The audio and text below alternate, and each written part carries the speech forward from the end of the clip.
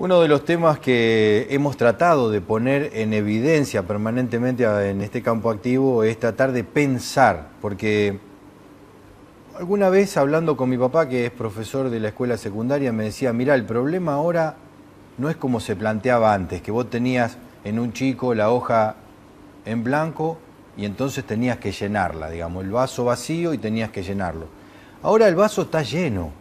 Entonces vos tenés que ver cómo hacés para administrar todo eso que hay adentro del vaso, digamos. La educación ha cambiado y nosotros hemos cambiado. La información es innumerable, está por todos lados, uno se la tropieza aunque no la quiera ver. El tema es cómo acomodamos eso, y en eso la filosofía viene a traer algunas respuestas, o a intentar algunas respuestas. Por eso tratamos de pensar un poco la situación. Fernando Proto Gutiérrez nos acompaña hoy, profesor licenciado en Filosofía de la Universidad de La Matanza. Me gustaría que me cuentes cómo estás viendo desde digamos, el pensamiento, esta evolución que hemos tenido durante la democracia. A veces pienso que los 70 parieron los 80, y los 80 parieron los 90 y así sucesivamente. Me parece que vamos siendo reaccionarios a un estímulo, ¿no? Ahí podemos tener, por ejemplo, un aforismo, el aforismo 341 de la Gaia Ciencia de Nietzsche, donde dice, ¿qué sucedería si día y noche te persiguiese un demonio y te preguntase, ¿harías otra vez y una y otra vez lo mismo cada día? Y Argentina es eso, justamente, la repetición constante de un modelo. Puede decirse que no hay historia en Argentina, que todo es una repetición de un mismo acontecimiento histórico. Por eso es cierto, los 70 engendran los 80 y los 80 los 90. No hay, en este sentido, más que una repetición de lo mismo. ¿Y qué es eso que se repite? La hibris. Es decir, pueden suceder y pueden presentarse cualquier tipo de proyecto político, el menemismo, el kirchnerismo, lo que fuese, pero en cada uno de esos modelos de país que se presentan, acaece la hibris. ¿Qué es la hibris? Aquello que los griegos denominaban lo ilimitado de la conciencia, de un apetito de poder que no establece un proyecto político, sino un proyecto de poder.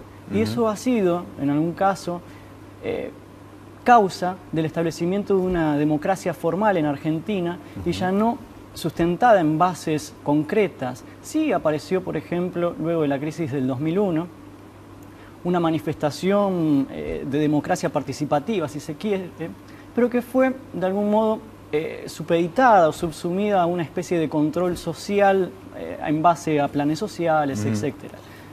Y eso, digamos, hablaste de los planes sociales y precisamente esa consideración de los últimos tiempos, de tratar de cooptar eso y decir, bueno, los muchachos necesitan unos mangos, le vamos a dar de comer para que se queden tranquilos. Ahora, el problema que estamos viendo es que hoy tenemos nietos de subsidios, ¿sí? Nietos de los cheques, los abuelos no trabajaban, los padres no trabajaban, los hijos no trabajan. La cultura del trabajo metida en esta circunstancia.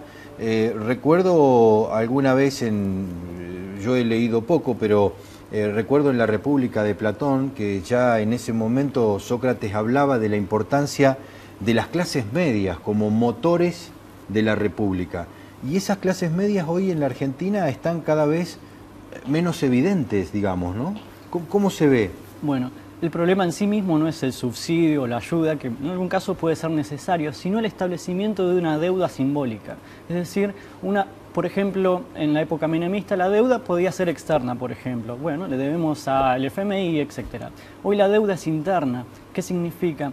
Que aquel que recibe el subsidio le debe estrictamente a un determinado poder, a un determinado proyecto de poder. Entonces, en una democracia no participativa y estrictamente formal, donde las clases vulnerables justamente dependen íntegramente de una ayuda, el sistema clientelar es un sistema de dominación.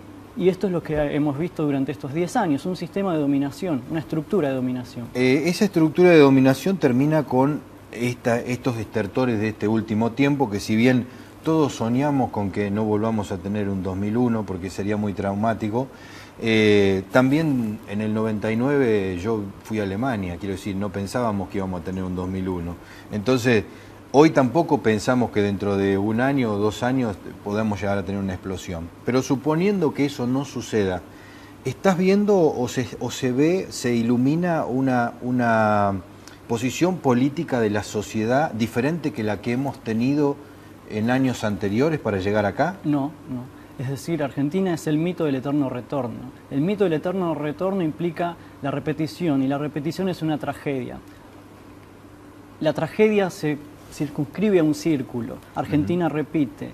Para salir del círculo y implicar una espiral, es decir, debe haber un proyecto político que permita establecer la justicia. Es decir, sin justicia en Argentina, sin la repetición de la impunidad en estos últimos 30 años, no es posible pensar un proyecto alternativo político.